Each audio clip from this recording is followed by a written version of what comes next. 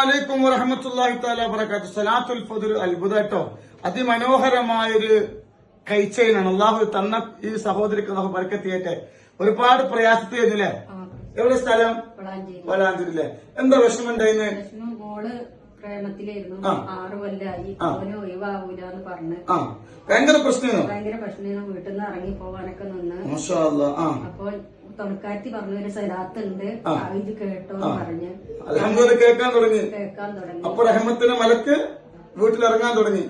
അപ്പൊ എന്താ സംഭവിച്ചത്? അപ്പോൾ കല്യാണത്തിന് സമ്മതിച്ചു. ആദ്യത്തെ പ്രേമിച്ചത് വേണ്ടായിരുന്നു, ഇറങ്ങിപ്പോ നിന്നോള് അവസാനം സ്വലാത്തുൽ ഫാത്തിഹ വേണ്ടായിരുന്നു, മതിയായിരുന്നു. അപ്പൊ നിക്കാഹ് കഴിഞ്ഞു. ജനുവരിയിൽ മാഷാ അല്ലാഹ്. തന്റെ മകള് വലിയ പ്രയാസത്തിലായിരുന്നു, പ്രേമിച്ച് ഇറങ്ങിപ്പോവാൻ നിന്നു. അങ്ങനെ അയൽവാസികൾ പറഞ്ഞു സ്വലാത്തുൽ ഫാത്തിഹ കേട്ടു.